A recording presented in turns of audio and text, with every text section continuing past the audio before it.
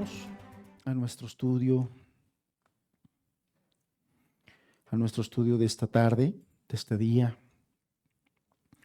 Continuamos en el capítulo 16 del libro de los Hechos. Capítulo 16 del libro de los Hechos. Espero todos estemos recordando cómo vamos en esta secuencia. Hasta ahorita pues estamos yéndonos de manera secuencial en todos estos estudios, versículo por versículo.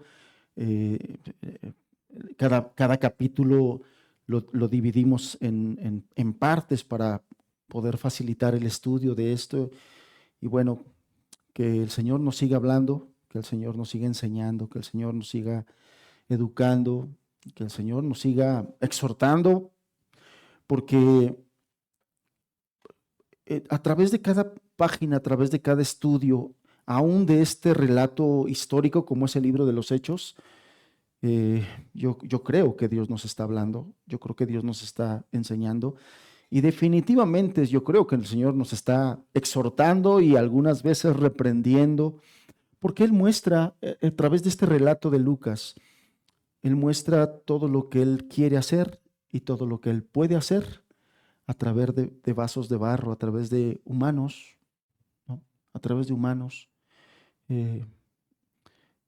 Hemos visto desde que comenzamos a estudiar el libro de los Hechos, pues varios hombres y mujeres que Él ha utilizado para su gloria y para la extensión de su reino, pero son eso, hombres y mujeres que se dispusieron a creerle al Señor y a ser usados.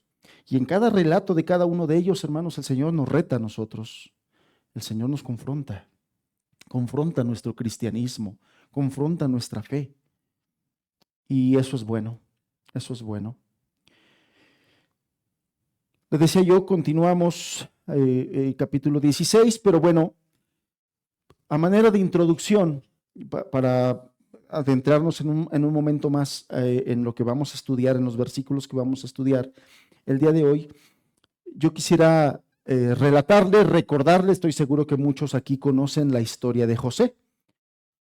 Y yo quisiera traer a tu mente esa historia que seguramente has leído, inclusive a lo mejor has estudiado algunas veces.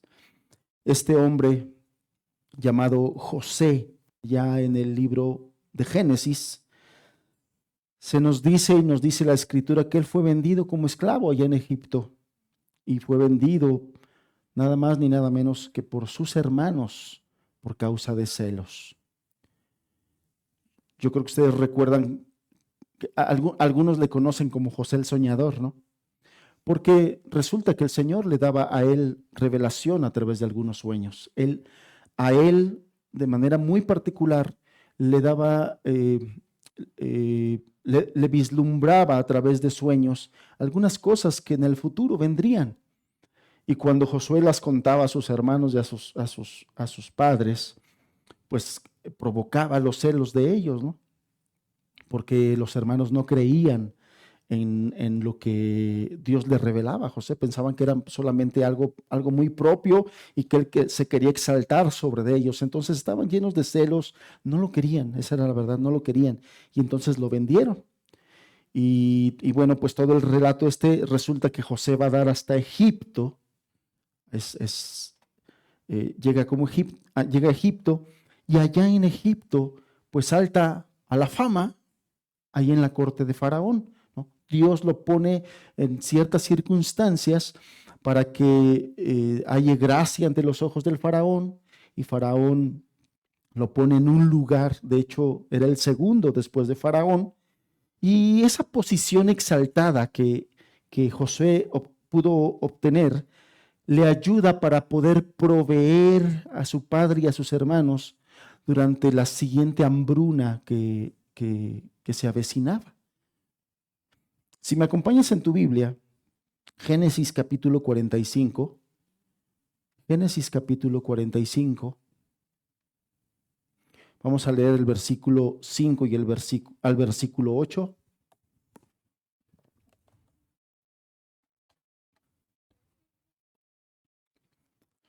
Génesis 45, versículo número 5 y versículo número 8. Dice así, y está hablando aquí José, dice: ahora pues, no os entristezcáis, ni os pese de haberme vendido acá, porque para preservación de vida me envió Dios delante de vosotros. Interesante ponerle atención a cada palabra. Porque para preservación de vida me envió Dios delante de vosotros. Pues ya ha habido 2 años de hambre en medio de la tierra, y aún quedan 5 años en los cuales ni habrá arada ni siega. Y Dios me envió, otra vez, Dios me envió delante de vosotros para preservaros posteridad sobre la tierra y para daros vida por medio de gran liberación. Así pues, no me enviasteis acá vosotros, sino Dios, que me ha puesto por padre de Faraón y por señor de toda su casa y por gobernador en toda la tierra de Egipto. Cuando nosotros nos referimos a esta historia, nosotros decimos, como se lo dije en un principio, sus hermanos vendieron a José y fue a dar hasta a Egipto. O sea, como Dios, los hermanos vendieron a José y fue a dar hasta Egipto. Sin embargo, estos versículos nos dicen algo muy interesante, importante, además de interesante, importante.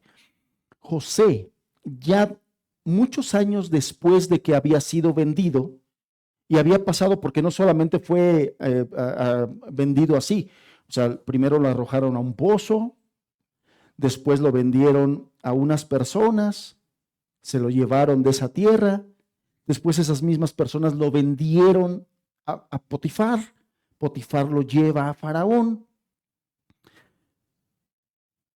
perdón, Potifar lo lleva a Egipto, no a Faraón, a Egipto. Después se presenta una situación ahí con la mujer de Potifar. Este hombre entendido, José, se guarda de esa situación, pero es acusado falsamente y es llevado a la cárcel. Y en la cárcel pasa varios años. En esta situación y en esta etapa, seguramente José era atacado por muchos pensamientos y sentimientos. Estoy siendo vendido, fui arrancado de mis padres. ¿Por qué mis hermanos me hacen esto? ¿Por qué estoy encarcelado injustamente? Pero al pasar de los años, José entendió algo.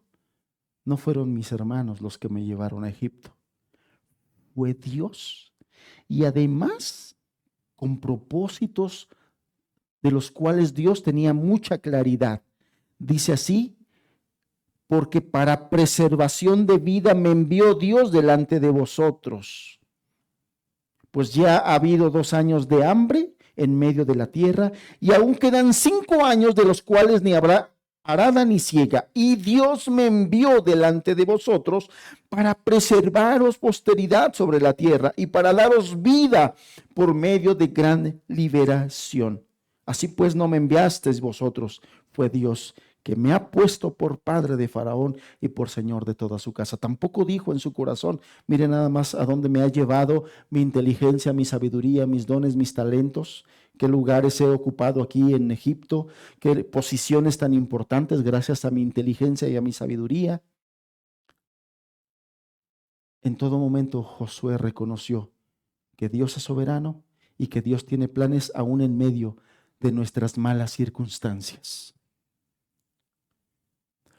Como lo hemos venido viendo y entendiendo, hermanos, nosotros no somos capaces de saber qué viene más adelante en nuestra propia vida. Nosotros estamos limitados y conforme vamos avanzando, vamos conociendo lo que va pasando. Sabemos lo que pasa atrás, pero no sabemos lo que viene adelante. Sin embargo, Dios no es así. Dios sí sabe lo que viene adelante porque Él es el que ha preparado todas estas cosas. Y este ejemplo de José nos ilustra muy bien cómo nosotros podemos estar pasando circunstancias muy difíciles y en el momento podemos estar padeciendo, podemos estar sufriendo, podemos estar dudando, podemos estarnos quejando, podemos estar viendo que las cosas pasan mal y pareciera ser que Dios ni oye, ni hace, ni nos ayuda, ni está. Sin embargo, cuando Dios habla como soberano que es, en el momento en que Él quiere, Él muestra que todo eso que atravesamos es dentro de sus planes, dentro de sus propósitos y Él cambia esas circunstancias malas en bendiciones. Él cambia esas circunstancias malas en bendiciones. Y es por esto que esta enseñanza lleva como título: Dios produce buenos resultados de malas circunstancias. Y quise tomar este ejemplo de José como introducción, porque algo similar vamos a aprender hoy de los versículos que nos toca estudiar. Así como en la historia de José, el capítulo 16 de Hechos nos da otra ilustración de cómo Dios convierte las malas circunstancias en victorias espirituales y cómo produce buenos resultados de esas malas circunstancias. En este capítulo 16 vemos cómo ese equipo de misioneros, como Pablo con sus compañeros, Silas, para ese momento iba Timoteo, para ese momento iba Lucas, el doctor, el médico. Y este equipo misionero evangelizó a un grupo de mujeres, como lo vimos la semana pasada. Todos recuerdan los versículos que estudiamos. Llegaron a ese lugar llamado Filipos y bueno, llegaron al lugar de la oración, que era al lado de un río donde había agua, y se encontraron con un grupo de mujeres a las cuales empezaron a evangelizar. Les empezaron a hablar el evangelio. Y una de esas mujeres, llamada Lidia, o que la Biblia le llama Lidia, se convirtió junto con su casa, como lo vimos en los versículos 14 y 15. Y entonces la iglesia comenzó a nacer en ese lugar llamado Filipos. Esta sección que estamos leyendo y que vamos a estudiar también nos muestra las consecuencias de la milagrosa liberación de la muchacha endemoniada. Acompáñame en tu Biblia al verso 16 al verso 18. Es importante que leamos esto porque ya no lo leímos la semana pasada. Verso 16 dice: aconteció que mientras íbamos a la oración, nos salió al encuentro una muchacha que tenía espíritu de adivinación, la cual daba gran ganancia a sus amos adivinando. Esta, siguiendo a Pablo y a nosotros, daba voces diciendo: estos hombres son siervos del Dios Altísimo, quienes os anuncian el camino de salvación. Y esto lo hacía por muchos días, mas desagradando a Pablo, éste se volvió y dijo al espíritu: te mando en el nombre de Jesucristo que salgas de ella. Y salió en aquella misma hora. Y entonces, cuando leemos estos versículos, nos empezamos a dar cuenta cómo el ministerio de Pablo y del equipo misionero estaban comenzando a tener su primera confrontación con los enemigos, con el enemigo allá en ese lugar de Europa, en la ciudad importante de Filipos. Ellos fueron falsamente acusados, salvajemente golpeados, injustamente encarcelados. Pero Pablo y Silas vieron cómo Dios usó esas circunstancias para llevar salvación a varias personas. Ya lo he dicho en algunas ocasiones, cuando nosotros leemos así de corridito la Biblia y no hacemos pausas para meditar, para reflexionar, es muy fácil que se nos pasen muchas cosas y que pasemos muchas cosas de largo que son importantes y que no le demos el valor, el sentido a lo que la Biblia nos está diciendo, nos está narrando, en este caso a través de Lucas. Por eso es importante que nosotros hagamos pausas. Dice el salmista, ¿no?, que es bienaventurado aquel que medita en su palabra. Qué bueno es que cuando leamos la escritura hagamos pausas frecuentemente para meditar en lo que estamos leyendo, en lo que estamos estudiando. Y no solamente a las prisas leamos nuestra Biblia así de corridito y ya leí mis tantos capítulos, porque perdemos de vista muchas cosas. Lo que realmente nos alimenta y nos nutre, o con lo que Dios nos quiere alimentar y nutrir, lo podemos pasar de largo. Entonces, estos pasajes que vamos a estudiar el día de hoy nos muestran algo muy similar, o nos nos repiten algo que ya lo vimos ahí en Génesis con la historia de José, de cómo Dios obra en circunstancias difíciles para convertirlo en mucho fruto para su reino. En fruto para su reino. Vamos a ver. Vamos a ver cómo estos hermanos se encontraron en una persecución. Vamos a ver el verso 19. Ya leímos aquí la situación que se dio con esta mujer que tenía un espíritu de adivinación, como nos lo dicen esos versículos. ¿Qué sigue después de eso? Verso 19. Pero viendo sus amos que había salido la esperanza de su ganancia, prendieron a Pablo y a Silas y los trajeron al foro ante las autoridades. Y presentándolo a los magistrados, dijeron: estos hombres, siendo judíos, alborotan nuestra ciudad y enseñan costumbres que no nos es lícito recibir ni hacer, pues somos romanos. Y se agolpó el pueblo contra ellos, y los magistrados, rasgándole las ropas, ordenaron azotarles con varas. Después de haberles azotado mucho, les echaron en la cárcel, mandando al carcelero que los guardase con seguridad, el cual recibido este mandato, los metió en el calabozo de más adentro y les aseguró los pies en el cepo. A ver, es importante que hagamos rápidamente un recordatorio de qué es lo que está pasando aquí con estos versículos que estamos leyendo del verso 19 al verso 24. Recordamos ya que el equipo misionero sale de Antioquía, se dirigían a ciertos lugares donde ellos ya lo habían planeado. El Espíritu les prohíbe y les marca otra ruta a través de una visión. Le dice a Pablo, a través de la visión de un varón macedonio, que pasara por ellos y los ayudara. Esto lo entiende el apóstol como un llamado de Dios, como dirección de Dios. Se dirigen hacia Filipos, llegan a Filipos, una ciudad donde nunca se había predicado el evangelio, una ciudad donde había inclusive poca influencia judía. Tampoco era la influencia judía que ahí no había sinagoga. Por lo tanto, las mujeres o las pocas personas que entendían que había un Dios vivo y verdadero y que se habían apartado del paganismo, eran como prosélitos judíos, pero que nunca habían escuchado el evangelio, se reunían al lado del río a orar porque no había quien les predicara, quien les hablara de Dios. Entonces lo que ellos hacían era ponerse a orar al Dios vivo y verdadero. Seguramente esas oraciones fueron las que hicieron que Pablo recibiera la visión para llevar la ayuda y llevar el evangelio a ese lugar. Entendíamos la semana pasada cómo Dios obró a través de una mujer perdida que ya la había apartado del paganismo. Esta mujer llamada Lidia ya conocía del Dios vivo y verdadero, pero que no entendía del evangelio.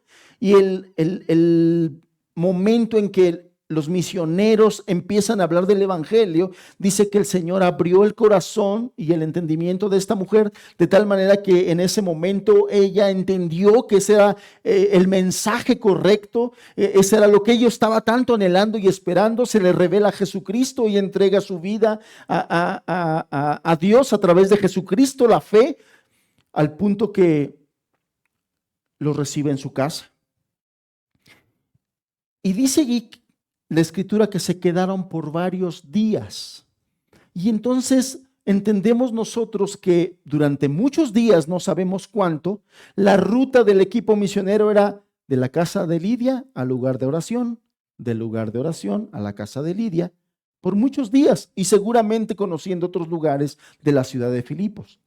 Se nos dice que mientras ellos caminaban en esa ruta de la casa de Lidia al lugar de oración, había una muchacha con un espíritu de adivinación. Esta palabra traducida de espíritu de adivinación nos da la idea de que era una mujer que era medium. ¿Todos han escuchado este término? Medium. Bueno, eso lo que se nos da a entender. Sí tenía un espíritu maligno que le daba y le transfería estos ciertos poderes de poder declarar ciertas cosas del futuro. El hecho de que ella dijera por muchos días, estos son siervos del Dios Altísimo y anuncian el camino de salvación, nosotros pudiéramos decir, pero pues era verdad y es bueno, ¿no? Es bueno que, pero no, el contexto y las palabras en griego que encontramos aquí, la idea que da es que no era no era un buen testimonio lo que esta mujer estaba dando de los misioneros, sino más bien estaba así como que burlándose, al punto que el apóstol Pablo se cansó de todo esto, se cansó de eso y ordenó en el nombre de Jesús que saliera el espíritu de esa muchacha. Con poder, como el Espíritu Santo venía respaldando a sus siervos, con el poder del Espíritu Santo, esta mujer es liberada, pero resulta que esta muchacha con ese espíritu daba ganancias a sus amos, a algunos hombres perversos. Y la reacción de estos amos, de la muchacha endemoniada, nos revela la inhumana crueldad de la esclavitud.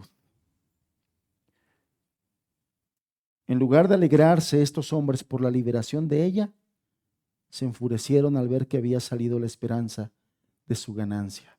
La escritura nos dice que era una muchacha, o sea, ni siquiera una mujer adulta, era una muchacha esclavizada, esclavizada a los hombres, pero también esclavizada a los espíritus malignos. Y esto, en lugar de que causara cierta compasión de los hombres hacia la persona de esta muchacha, ellos se deleitaban con eso, ellos tenían ganancias de eso. Y bueno, dicho sea de paso, quiero decir que hoy pasamos muchas cosas similares a esto. A lo mejor no con espíritus inmundos, pero sí encontramos hoy el terrible negocio de trata de personas, la venta de droga y alcohol, donde hay hombres y mujeres que se benefician de este mal, de esta esclavitud, porque se convierten en esclavos. La trata de personas, la trata de mujeres, la trata de infantes, son esclavitudes.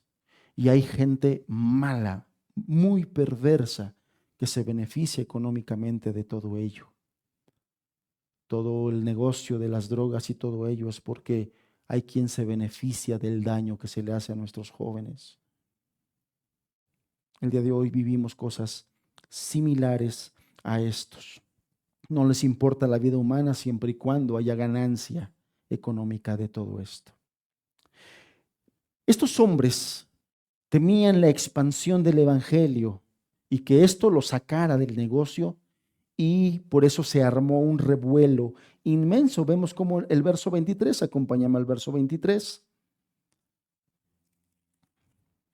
Dice así: después de haberles azotado mucho, los echaron en la cárcel, mandando al carcelero que los guardase con seguridad.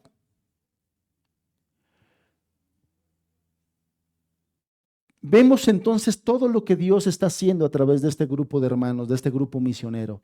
¿A dónde los está llevando? ¿A quién les está predicando? No se nos dice mucho de qué pasó con esta muchacha endemoniada que fue liberada, pero ah,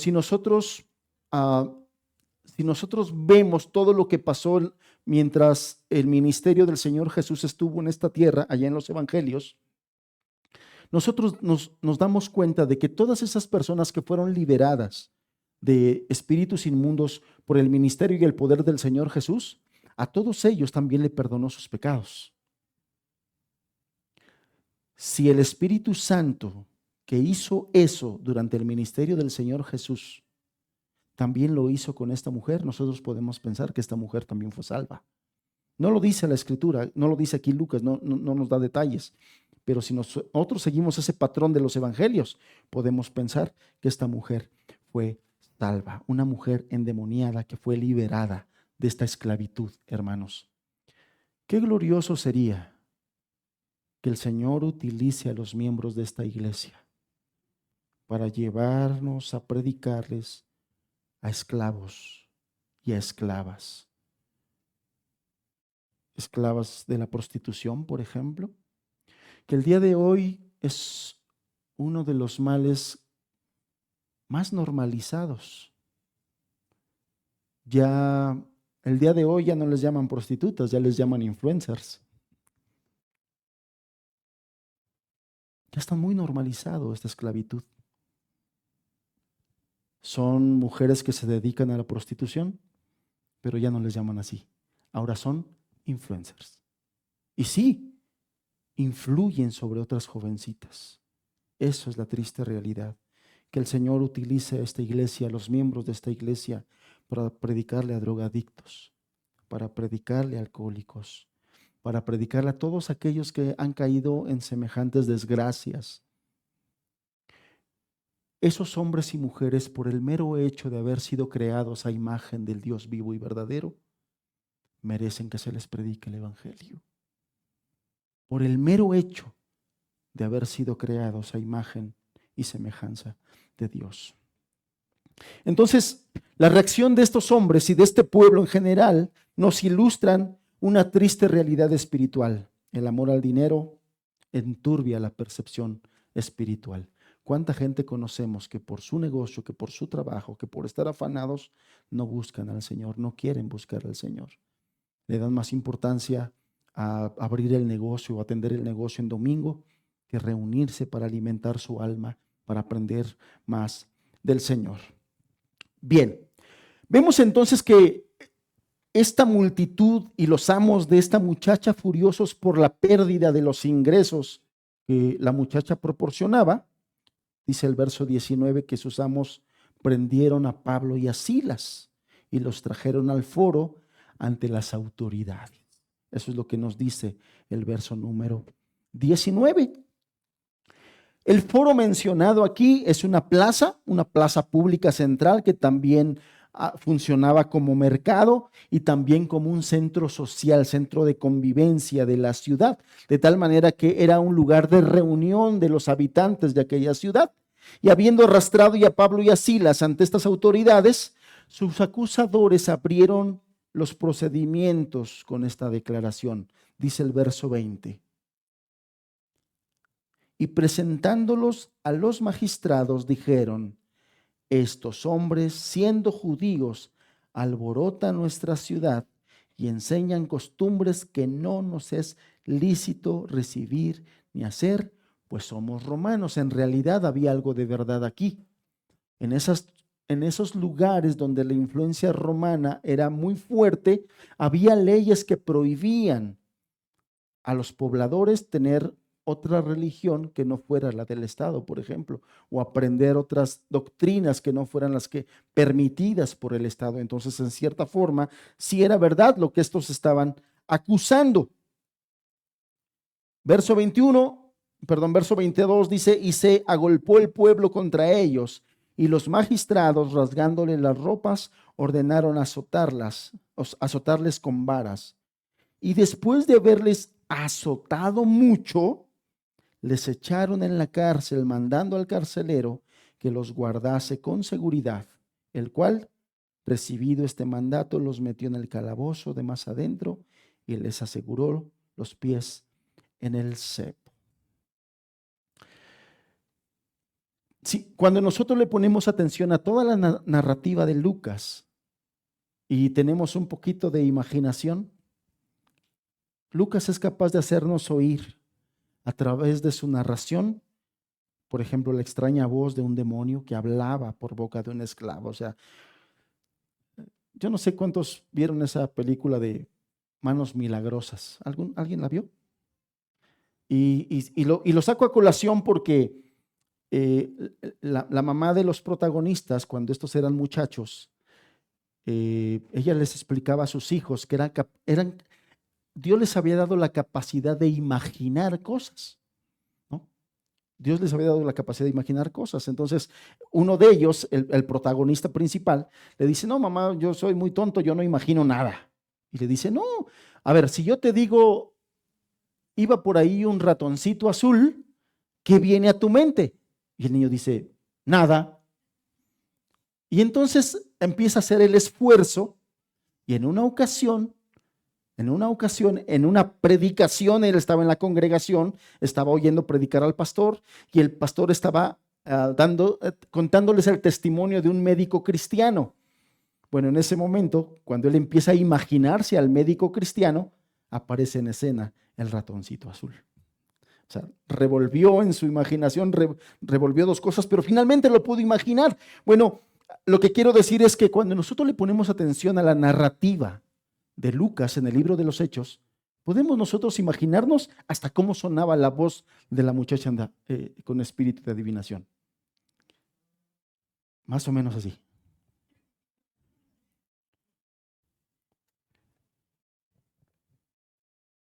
O a lo mejor podremos imaginar los estridentes gritos de los amos, bien enojados porque se les había acabado su ganancia al ver que la muchacha ya no podía adivinar.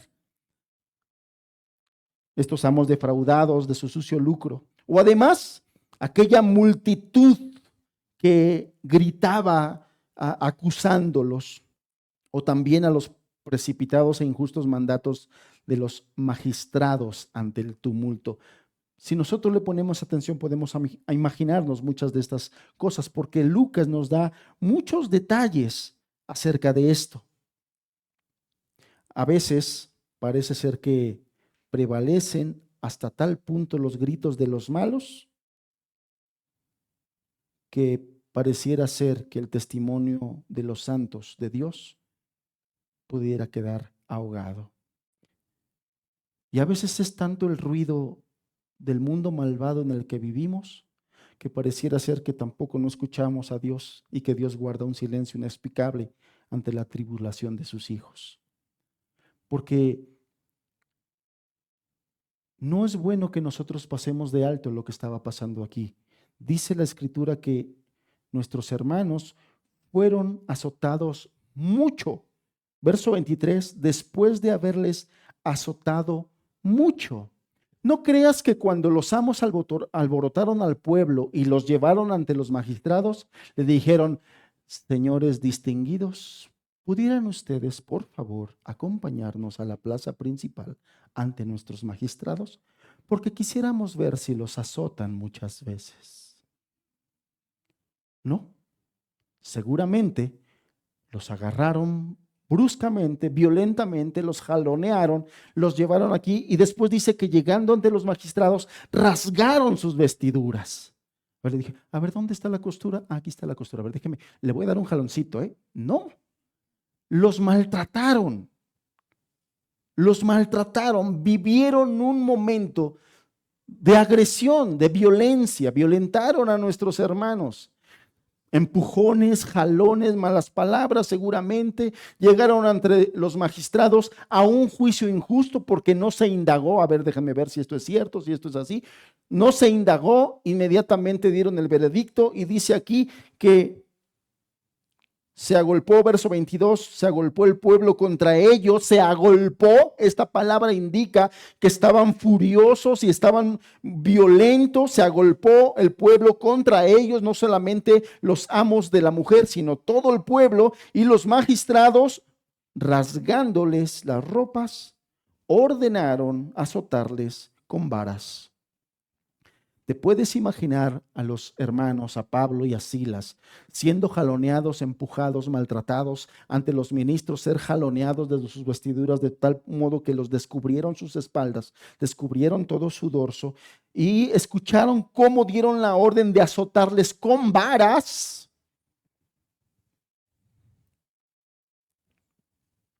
Y después de haberles azotado mucho. ¿Podemos imaginarnos, hermanos, lo que estaban viviendo nuestros hermanos?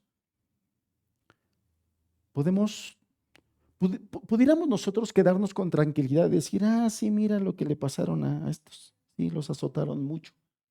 Yo te pregunto una cosa, hermano, ¿qué pasaría si en esta historia se repitiera en nuestros días y que llegaran a un pueblo? Generalmente las ciudades tienen pueblitos aledaños y muchas veces se conoce como que en ese pueblo son bravos, ¿eh? En este pueblo la gente es agresiva. Allá en Tehuacán conocemos algunos y algunos tienen su famita de ser agresivos, todavía sacan el machete y cosas así. Bueno, ¿qué te parecería o qué pensarías o cómo estarías si esto se repitiera hoy en nuestros días y fuera tu esposo y tu hijo, en lugar de Pablo y de Silas, tu esposo y tu hijo fueran a predicar a cierto lugar y en ese lugar, por estarles hablando acerca de sus pecados y de sus maldades, el pueblo se agolpara en ellos, los jalonearan, los llevaran a la plaza pública delante del Palacio Municipal y saliera el juez o el presidente municipal y sin pregunta alguna, sin investigar nada, por favor, azótenlos muchas veces con vara. Y que te llegara la noticia por WhatsApp, que te mandaron tu WhatsApp y una foto de cómo tu hijo y tu esposo están siendo jaloneados y llenados de varazos. ¿Cómo estarías? ¿Cómo estarías? Esposa, que eres esposa del esposo que están azotando, que eres mamá del hijo al que están azotando mucho, como lo dice aquí, y Lucas tuvo el cuidado de decir, azotaron mucho. ¿Cómo estarías?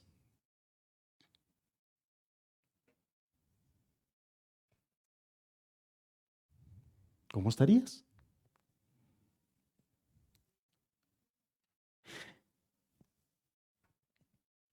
Y eso no pasa cuando leemos la Biblia, ¿no? Cuando vimos que tomaron a Pablo y a Silas y los azotaron mucho. Y después dice que los echaron en la cárcel mandando al carcelero que los guardase con seguridad, el cual recibido el mandato los metió en el calabozo de más adentro, el peor, el más sucio, el más oscuro, el más lleno de humedad, el más insalubre. Ahí estaban. Y pareciera ser que Dios no estaba haciendo nada para ayudarlos. ¿Qué es lo primero que tú harías cuando ves el mensaje de WhatsApp donde te están diciendo, agarraron a tu esposo y a tu hijo y los quieren linchar? ¿Qué es lo primero que harías? Seguramente le dirías a Dios, Señor, por favor, cuídalos. Guarda su vida. Señor, por favor, que no les hagan nada más de lo que ya les hicieron. Probablemente sería lo primero que harías, ¿no? Cerrar tus ojos y orar pidiendo a Dios que ayude, pero resulta que sí los dieron sus varazos, sí los encerraron y sí los encadenaron además. Están en la peor de las mazmorras, encadenados en el cepo. Esta narración nos recuerda que cuando haya pasado la loca algarabía de los hombres como una violenta y dañina tormenta, la voz del testimonio cristiano persistirá y seguirá operando con tranquila potencia, porque más adelante se nos dice que cómo Dios operó en medio de unas circunstancias difíciles. Al mismo tiempo, Dios se reserva el derecho de intervenir en el momento en que Él quiere y sabe que es el mejor momento, cuando su infinita sabiduría puede determinar cuándo lo ha de hacer de forma manifiesta, como en este caso. Y al punto que quiero ir, ¿seremos capaces, hermanos, de que en el momento en que nos encontremos en un momento así, ya sea que tú seas el maltratado al que agarraron a varazos, o ya sea que sea tu esposa la que está recibiendo esta noticia que su esposo está pasando esta ciudad, seremos capaces, hermanos, de decir, Dios va a intervenir en el momento en que Él crea conveniente? ¿Seremos capaces de decir eso, hermano? ¿O entraremos en una desesperación de decir, Señor, ¿por qué me has desamparado? Ya casi nos sentimos que estamos en la cruz, ¿no? Cuando nada que ver, o sea, nuestras cosas que pasamos aquí no tienen nada que ver con lo que Cristo padeció. Sin embargo, a veces pensamos mucho más en nosotros y no pensamos tanto en la obra del Señor y en la obra del reino, y que el Señor está permitiendo, aún inclusive el Señor es capaz de permitir que a sus hijos los agarren a varazos con tal de que su propósito se cumpla. ¿Seremos capaces de recibir eso, hermanos? ¿Seremos capaces de recibir y de entender con docilidad que a veces Dios permite nuestro sufrimiento con tal que se cumpla los propósitos de su reino y que otras personas encuentren el camino a la salvación? ¿Seremos capaces de aceptarlo? O en el momento en que lo vivimos, luego empezamos: Señor, no te olvides de mí, que yo te quiero servir, por favor, no te olvides de mí, que no me pase esto, porque mira, esta gente está muy enojada, no me vayan a hacer algo, no me vayan a pegar, no me vayan a hacer algo, porque yo todavía tengo hijos, Señor, acuérdate que yo todavía tengo hijos y tengo que mantener. ¿Y qué van a hacer los hermanos de la iglesia Sublime Gracia sin mí, hermano? Señor, por favor, acuérdate de mí. ¿Seremos capaces, hermanos, de que en ese momento de dificultad, de sufrimiento, aún de agresión, podamos decir: el Señor está en control y esto es parte de su plan? ¿Cuánto necesitamos crecer, hermanos? ¿Cuánto necesitamos crecer? ¿Cuánto necesitamos madurar? ¿Cuánto necesitamos obtener ese carácter que sea capaz de entender que el sufrimiento muchas veces, cuando estamos haciendo la voluntad del Señor, Dios permite el sufrimiento porque esos son sus planes?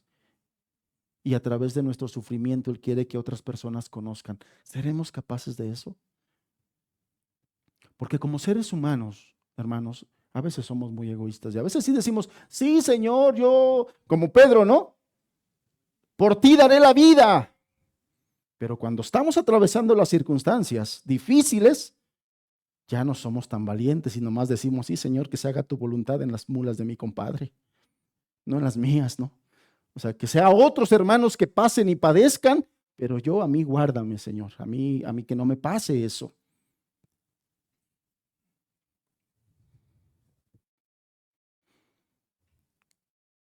Nosotros suponemos que el cruel padecimiento arrancaría un gemido inevitable de dolor de la garganta de estos misioneros, aunque la Escritura no lo menciona. Estos son los detalles que a veces perdemos. Cuando la Escritura dice que los azotaron muchas veces a Pablo y a Silas, ¿tú crees que no les dolió? ¿Tú crees que no les dolió? ¿Tú crees que no se retorcieron al momento de sentir? Porque no dice cuántos, dice muchos.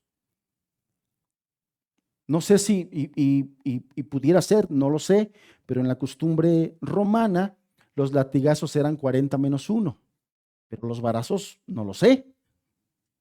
Los varazos no lo sé. Imagínate que fueron esos 40 menos 1. ¿Cómo se sentiría en el varazo número 35, hermano? En el varazo número 35. ¿Tú crees que de la boca de estos hermanos no salieron exclamaciones de dolor? Por supuesto que sí. Por supuesto que sí. Y después de haber sido agarrados a varazos y cuando los llevaron de la plaza al calabozo, ¿tú crees que les dijeron: a ver, traigan una camilla para estos pobres hombres y que colocarlos ahí en su cama ortopédica de la celda? No, hermanos, los agarraron y los arrastraron y los aventaron. Lucas no nos describe esto, pero seguramente pasaron todas estas cosas. Y a pesar de sus dolores y de la terrible incomodidad de su postura, porque dice que los amarraron del cepo en los pies, y no había sillas y no había mucho menos sillones, tenían que sentarse en el piso duro, ellos lastimados. Entonces, la terrible incomodidad de su postura, los siervos del Señor reaccionaron y por su gracia pudieron presentarle al Señor la causa que no había querido escuchar aquellos magistrados. Y entonces ahí nos dice el relato de Lucas que ahí tuvieron contacto con el trono de Dios por medio de sus oraciones y seguros de la presencia del Señor por la fe. Ellos se animaron, hermanos, hasta tal punto de elevar sus cánticos cristianos de alabanza al Señor, y eso con una voz tan fuerte que los demás presos oyeron a pesar de lo grueso de las paredes. ¿Qué testimonio de estos hermanos? de la fortaleza de su espíritu, del carácter que ellos tenían. Verso 25, seguimos leyendo, verso 25, por favor. Dice, pero a medianoche, orando, Pablo y Silas cantaban himnos a Dios y los presos los oían. Verso 26. Entonces sobrevino de repente un gran terremoto, de tal manera que los cimientos de la cárcel se sacudían y al instante se abrieron todas las puertas y las cadenas de todos se soltaron. En esta ocasión a Dios le plació intervenir por medio de un terremoto que sacudió los mismos fundamentos de la cárcel, abrió sus puertas, rompió los cepos y liberó a todos los presos de sus cadenas. Quiero decir que no siempre el Señor obra así. De hecho, no hay algunas otras referencias, pero no son las más.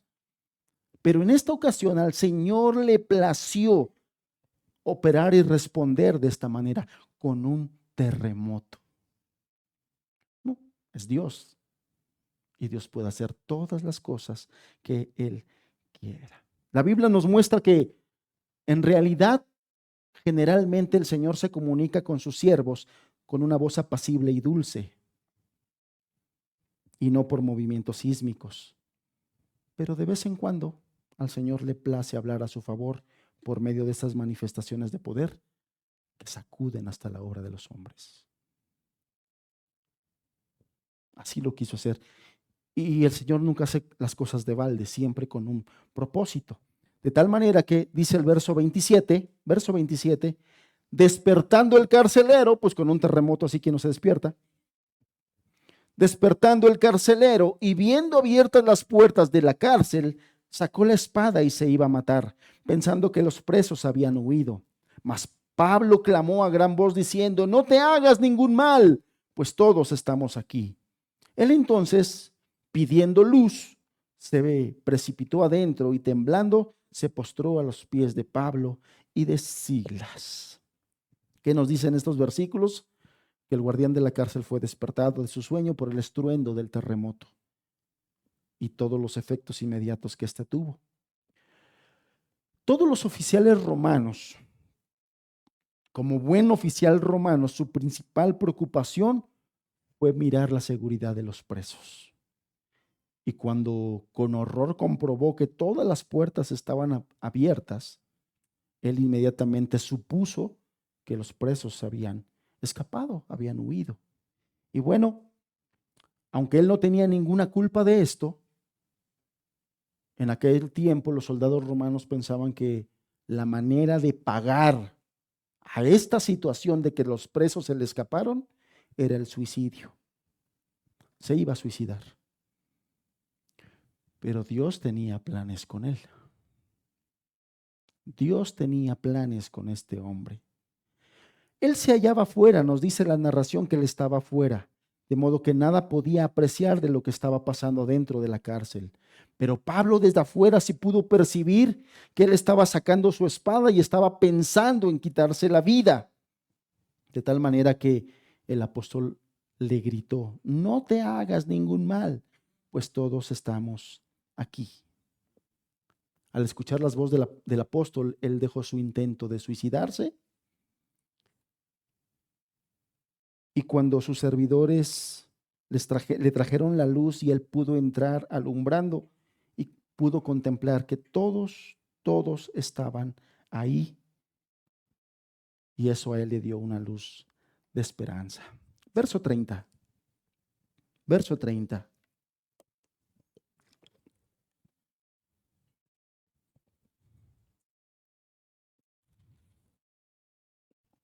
Dice así.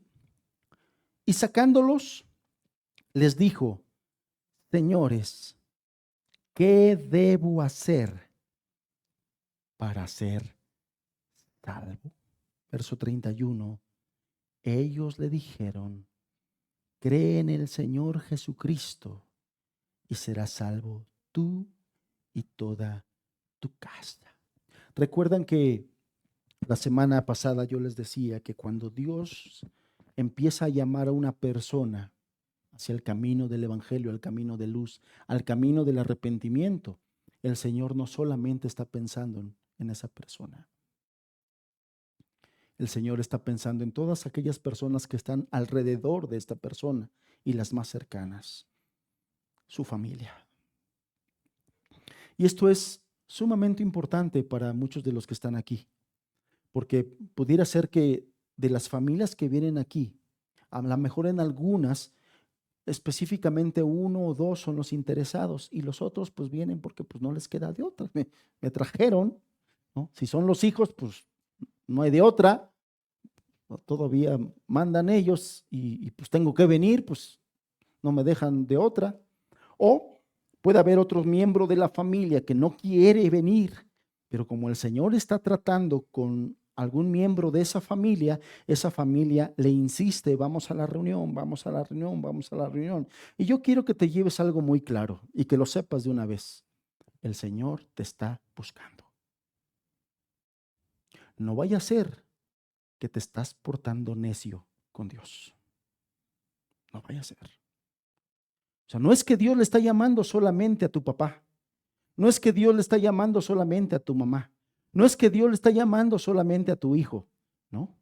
Si Dios le está llamando a tu papá o a tu mamá o a tu hijo, es porque el Señor está buscando llegar a ti también. Y a ti también te está llamando. ¿Y qué vemos aquí? Este pasaje nos ilustra también esto que te estoy diciendo. Todo lo que hizo el Señor, ¿te das cuenta todo lo que hizo el Señor para llegar a un hombre y a su familia? Porque dice aquí, cree en el Señor Jesús y serás salvo tú y toda tu casa. Y lo que nosotros vemos más adelante es que efectivamente fue salvo él y toda su casa, porque toda su casa atendió al llamado que Dios les estaba haciendo. Se arrepintieron, confiaron en el Señor y fueron salvos y fueron perdonados. Pero es interesante que nosotros veamos todo lo que Dios hizo. Principalmente fue Dios. Estorbó a los misioneros de sus planes originales de ir a cierto lugar y le dijo, no, ahí no vayas, quiero que vengas acá, quiero que vengas a Macedonia. Y llegaron a Filipos. Y llegando a Filipos, el Señor los llevó a un grupo de mujeres a las que les estuvieron predicando, y una de ellas particularmente abrió su corazón al evangelio y fue salva ella y su casa. Y estando ella salva, ella y su casa salva, primeros frutos del trabajo de estos misioneros y del amor de Dios en aquella ciudad, después liberó a una muchacha endemoniada, que podemos nosotros suponer también fue salva. No lo dice Lucas aquí, a lo mejor no era su propósito, pero si seguimos el mismo patrón de las personas a las que el Señor Jesús liberó y fueron perdonadas de sus pecados, muy probablemente esta muchacha fue salva también, perdonada de sus. Y Dios hizo para cumplir sus planes que dos de sus siervos padecieran violencia, persecución, maltrato, golpes, encierro. Así como él hizo que José padeciera la venta por parte de sus hermanos, el encarcelamiento, el menosprecio, para poder librar a unas familias que iban a padecer hambre, así Dios estaba haciendo todas estas cosas para llegar a una familia para que fuera salva. Él es el Dios de la Biblia, hermanos. Él hace estas cosas. Cuando nos toca ser el carcelero de Filipos, levantamos nuestras manos y decimos, gloria a Dios, Señor, eres bueno, tuviste misericordia conmigo, tuviste gracia conmigo, enviaste a tus misioneros, enviaste a tu mensajero que nos predicara el evangelio, gracias. Cuando nos toca ser el carcelero de Filipos, damos gracias, alabamos al Señor. ¿Qué pasa si nos toca ser Pablo y Silas, hermanos? ¿Vamos a darle gloria a Dios de la misma manera? ¿Estaremos dispuestos a ser Pablo y Silas en esta situación, hermanos? Que nos azoten muchas veces en la plaza principal, rodeados de una multitud de gente que aplaudían y decían, dale más, dale otro. Ciertamente eso no es agradable, ¿verdad que no? ¿Estaremos dispuestos por amor a otras almas? Ciertamente el Señor tiene que tratar todavía mucho con nosotros, hermanos, con nuestro corazón, que todavía está ensimismado, que no quiere padecer, que no quiere sufrir, todavía muy humano en ese sentido, y no lo estoy diciendo humano en el sentido que la sociedad lo dice, porque cuando la sociedad dice es que esta persona es muy humana, le está echando flores. Aquí no estoy echando flores. Cuando digo un corazón muy humano, quiero decir un corazón todavía egoísta, ensimismado, que no quiere padecer, que no quiere sufrir por amor a otros.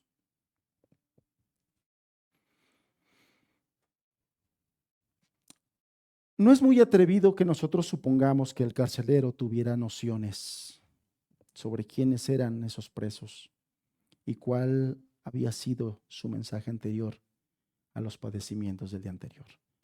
El carcelero sabía a quién tenía ahí encerrados. Probablemente porque escuchó a la muchacha que durante muchos días estuvo diciendo, estos son siervos del Dios Altísimo y ellos enseñan el camino a la salvación. Seguramente el carcelero de Filipos decía, ¿salvación? ¿Salvación de qué? ¿Salvación de qué?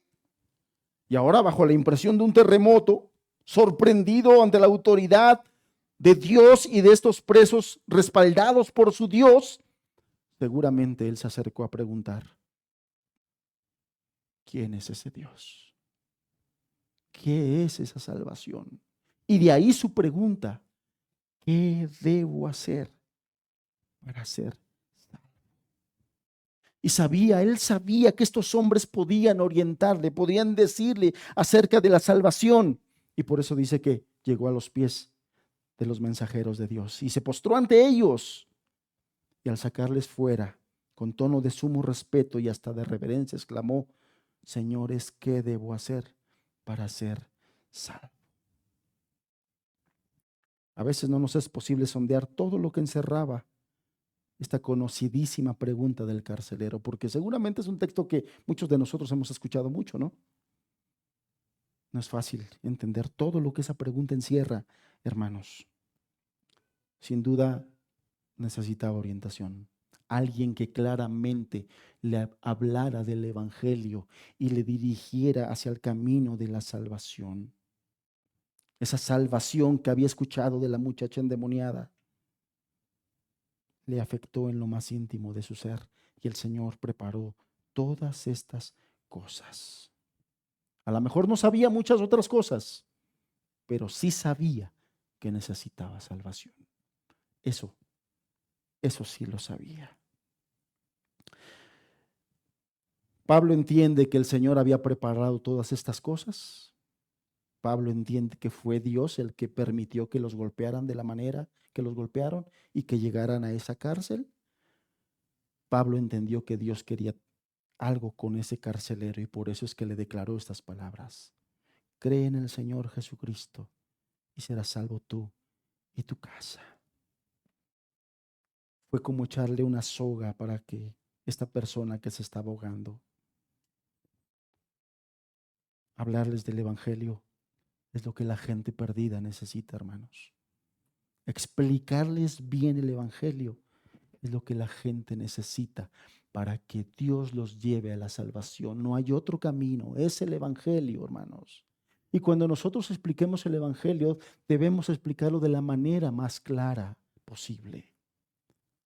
Por eso es que cuando en aquellos lugares donde se dice predicar la palabra, pero no predican la palabra en su contexto y a la gente les dicen, recibe a Cristo en tu corazón, eso es ambiguo.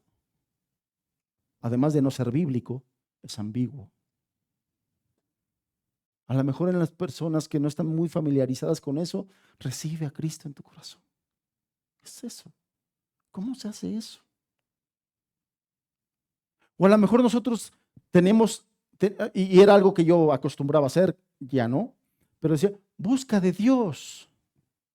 Y gente que no está muy relacionada con esto ¿qué es eso de busca de Dios? ¿Qué es eso de busca de Dios? Cuando prediquemos el Evangelio, tenemos que predicarlo de la manera más clara, hermano. ¿Qué es el Evangelio?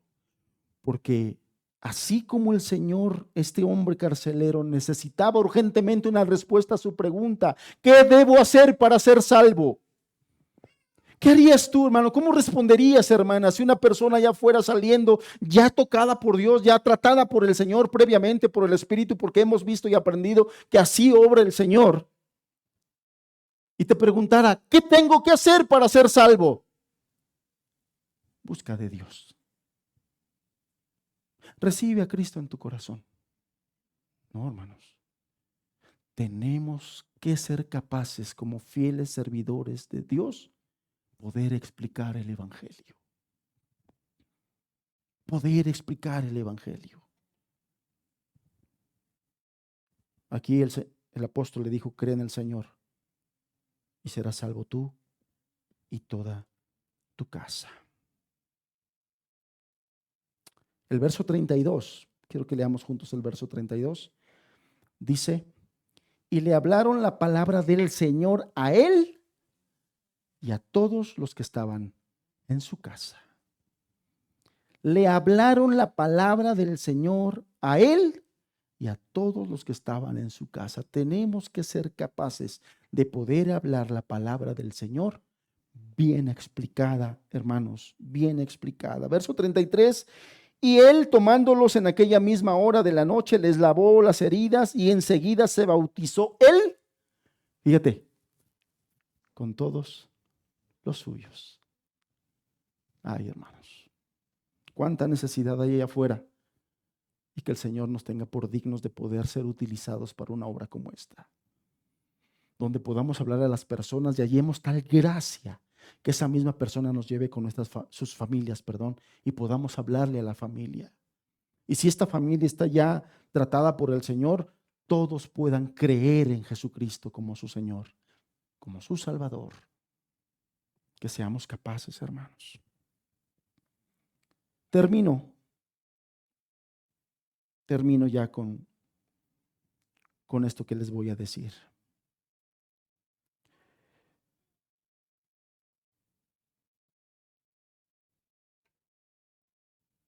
¿Cuántas personas hasta aquí podemos nosotros contabilizar que el Señor ya salvó en los planes que Él tiene para ese lugar y en la fundación de su iglesia para la ciudad de Filipos? ¿Cuántas personas ya salvó hasta aquí el Señor? Que la Biblia menciona: Lidia, perdón, hablando de la ciudad de Filipos, Lidia nos dice que su familia, pero nos dice cuántos. Nos dice que se le predicó a varias de esas mujeres que estaban en la reunión de la oración, pero tampoco no se nos dice si más, aparte de Lidia, otras mujeres fueron salvas. Podemos nosotros pensar y suponer que sí. Podemos pensar que la mujer endemoniada, el carcelero de Filipos, este está muy claro, y su familia, que tampoco se nos dice cuántos, pero ya era un número interesante de personas, hermanos. ¿Cuál fue el costo? El principal costo: la sangre del Cordero, la sangre de Jesús. La deuda de esas personas estaba pagada. Pero los misioneros que se dispusieron a la obra del Señor, hermanos, también estuvieron dispuestos a pagar un costo. También estuvieron dispuestos a pagar un costo. ¿Tú crees que Pablo y Silas ignoraban que en una ciudad como Filipos los pudieran maltratar y tratar mal, inclusive a matar? Ya había pasado. ¿En qué lugar, en qué ciudad apedrearon a Pablo de tal manera que lo sacaron de la ciudad pensando que estaba muerto? Exacto, Listra. Muy bien, es rapidito, además. Listra. ¿Tú crees que ellos dijeron: sí, vámonos a Filipo? Me han dicho que la gente es muy buena onda por allá, que es bien amigable y que, ¿cómo se le dice cuando llegas a una ciudad así donde la gente es muy, ¿cómo se le dice? Amable, otra palabra, ¿eh? Hospitalarios, ¿qué más? No, vámonos a Filipos, la gente es todo dar ahí. Seguramente sabían a lo que le tiraban, hermanos. Y no le dijeron, Señor, pero haz de mí que pase esta copa. Se dispusieron, hermanos, se dispusieron. Un aspecto muy tranquilizador del gobierno soberano de Dios sobre el universo, hermanos, es su capacidad de producir buenos resultados a partir de malas circunstancias. Repito esto. Un aspecto muy tranquilizador del gobierno soberano de Dios sobre el universo es su capacidad de producir buenos resultados a partir de malas circunstancias. Dios es experto en esto. Los que debemos ser tratados somos nosotros. Porque claramente la Escritura enseña, Romanos 8:28, y sabemos que los que aman a Dios, todas, a ver, todos digamos, todas las cosas les ayudan a bien. Esto es, a los que conforme a su propósito son llamados. Sabemos este versículo de memoria, ¿no? He escuchado a muchos de ustedes citar este versículo en momentos de dificultad. Hermanos, ¿lo creemos? ¿Creemos este versículo? ¿Creemos esta promesa? Que los que aman a Dios, todas las cosas nos ayudan a bien. Todas las cosas, todas las cosas. Esto es algo que constantemente debemos hablarnos a nosotros mismos y pedirle a Dios que lo grabe en nuestro corazón. Todas las cosas nos ayudan a bien. Todas las cosas nos ayudan a bien. Los azotes y cuando azotan mucho nos ayudan a bien. Esto es lo que seguramente pensaba Pablo, porque son palabras de Pablo. Todas las cosas nos ayudan a bien. Seguramente cuando estaba recibiendo los azotes y los varazos, él decía en su corazón, todas las cosas nos ayudan a bien. Y algo bueno de aquí va a sacar el Señor. Tenemos nosotros esa capacidad, hermanos. Porque Dios es experto en hacer esto. Dios es experto en hacer esto. Te recuerdo que la apostasía de Israel condujo a su cautiverio a manos de crueles naciones extranjeras. Sin embargo, de ahí el Señor levantó luces brillantes como Daniel, Jeremías, Ezequiel, Esdras, Nehemías, Esther. El delito más horrible cometido alguna vez fue el asesinato del Hijo de Dios. Seguramente muchos discípulos cuando estaban viendo lo que estaba pasando con su maestro decían, no, ¿por qué está pasando esto? Si Él es el Hijo de Dios. De ese acto malvado, Dios produjo a nuestro Salvador. Dios es experto, hermanos. Dios es experto. El libro mismo de los Hechos, Hechos 4, Hechos 5, Hechos 7, Hechos 8, Hechos 12, estoy citando capítulos, registran la persecución de la iglesia primitiva. Sin embargo, de todos estos ejemplos, solo se dio como resultado el fortalecimiento de la iglesia y el aumento de más discípulos en cada iglesia local. Dios es experto en producir resultados de malas circunstancias.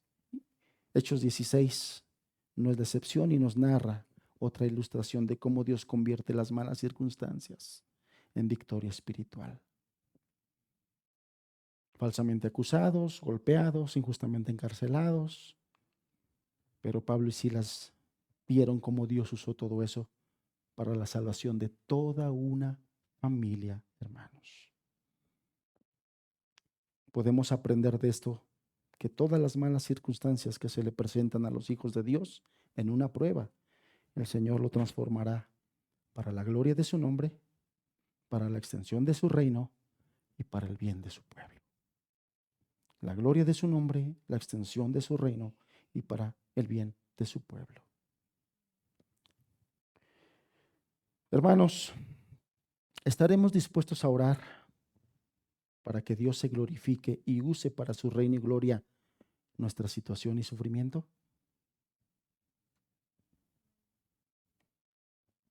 No vaya a ser que como Pedro, hermanos, hasta el fin del mundo yo te seguiré, hermano. Mi vida daré por ti.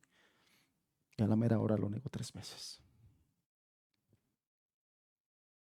Que Dios nos ayude. ¿Estaremos dispuestos a pedir a Dios que nos use, aun si eso implica sufrimiento y circunstancias difíciles? ¿Estaremos dispuestos, hermanos? La vida de los apóstoles y esa iglesia nos muestra que es así como Dios trabaja. Es así. Te cito Juan 12 y es mi última cita y mi último comentario. De cierto te digo, Juan 12:24, que si un grano de trigo no cae en la tierra y muere, queda solo. Pero si muere, lleva mucho fruto. El que ama su vida, la perderá. Y el que aborrece su vida en este mundo, para vida eterna la guardará. Si alguno me sirve, sígame. Y donde yo estuviere, allí también estará mi servidor. Si alguno me sirviere, mi Padre le honrará. Cerremos nuestros ojos. Padre,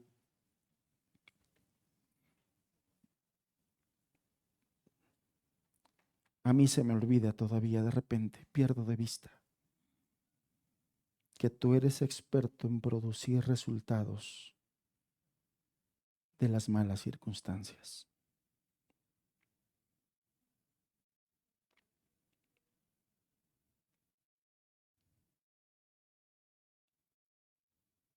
Por toda la Biblia me das testimonio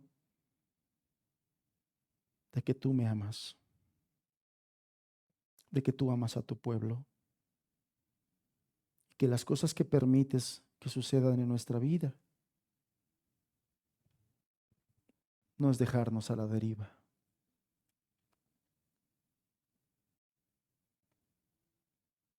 porque tienes planes firmes y propósitos muy claros. Tú no eres como yo, tú eres Dios, soberano, grande, ordenado, que no cambia, inmutable. Ayúdanos a confiar en tus promesas, Señor, a tener claridad en medio de nuestras circunstancias difíciles, que tú nos mostrarás la luz y nos vas a bendecir, nos vas a ayudar, que no estamos solos ni abandonados, que no somos huérfanos. Glorifícate a través de nosotros, Señor. Déjanos participar de tu reino y de tu obra, como lo hiciste con estos varones, Señor. Y que cada día muramos más a nosotros. En el nombre de Jesús, Señor. Amén.